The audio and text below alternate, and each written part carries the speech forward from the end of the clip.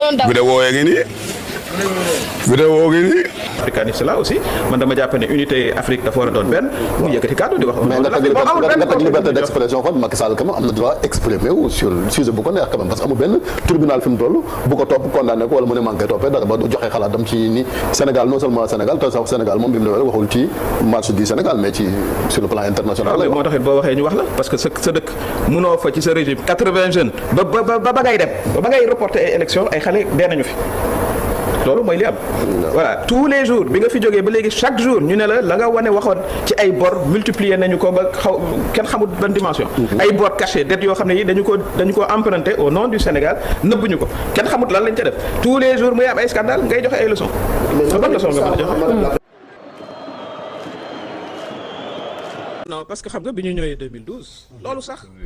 président ci boppam ci communication bi daf ñu ne non ñun comme dañu fal nañu optimisme wane suñu programme mais bu ñu waxoon ak sénégalais yi situation bi ñu fekkoon le pays en 2012 xëy na sax loolay suñu difficulté parce que fàttaliku leen ki jiite woon réew mi président Wade ca biir campagne ba dafa lam waxoon dañ ko teel a fàtte rek ne bu ngeen ma falulee dans 3 mois kenn du fay salaire mais la ma doon wax xaman na ko bi président de la république yegsee avril 2012 amuloon benn plan pour préparer la campagne agricole y a zéro franc te ñëpp xam nañ ne Sénégal mbay la ñuy dundee ministère yi amuloon y avait plus rien budget essence sax xamatu fa woon donc loolu il fallait que quand même liggéey bu félicité bu baax a baax président de la République après TER train express régional pont Sénégambie tey Air Sénégal di teeru avion yu bees voilà dañuy ñaan yëf yi continuer incha allah.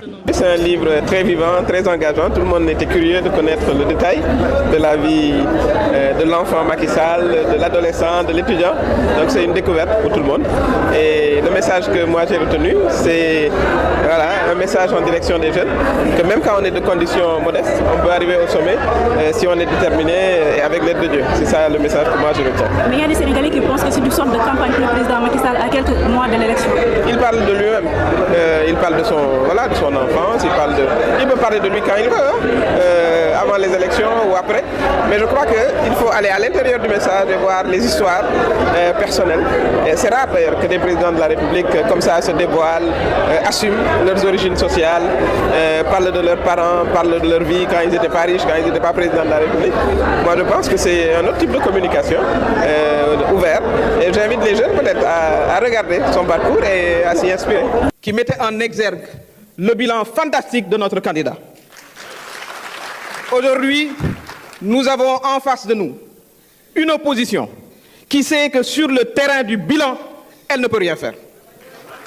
Nous avons une opposition aujourd'hui qui ne compte que sur la délation et la calomnie pour prospérer. Nous sommes les cadres les plus conscients de nos organisations. Nous avons eu la chance d'avoir cette éducation, de comprendre les choses, de pouvoir les exprimer.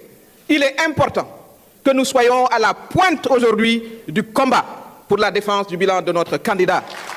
Chers camarades, nous devons investir les médias, nous devons aller à la rencontre de nos concitoyens, nous devons être sur les plateaux de télévision pour expliciter l'extraordinaire bilan de notre candidat. Nous avons, nous le savons, une opposition revancharde, une opposition composée de gens qui ont eu à piller ce pays proprement.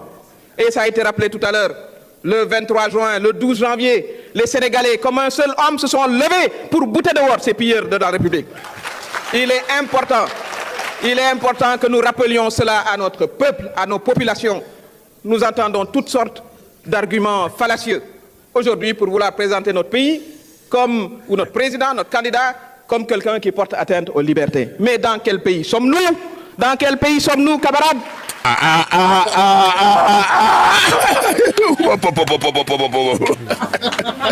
waaw bu fi yowoon mu neex waaye lii rek bu fi yowoon mu neex. non mais gars yi Mimi Touré ban poste la ko Diomaye Faye mën a jox bu passé premier ministre ak ministre de la justice ak directeur xaw ma nan SCC lan ban poste la mën a gagné ci gouvernement boyadi bi gouvernement cuuni bi gouvernement dof bi gouvernement mën a fen bi ba tax na mu jaral ko moom mu jaay ngorom wayadil boppam manquel boppam devant les peuples sénégalais ñëpp xam nañu Mimi Touré yow doo nit ku baax lii moom koo àndal sax ku ngay àndal yow bu doon nit la moom dalay sànni ca xaj yow 11 ans nga def ak président Macky Sall 11 ans fukki at ak benn def nga ko Macky Sall 12 ans la ci 11 ans nga def ak Macky Sall xaw ma 12 ans nga lépp xam nga lépp non mais c'est dommage gars yi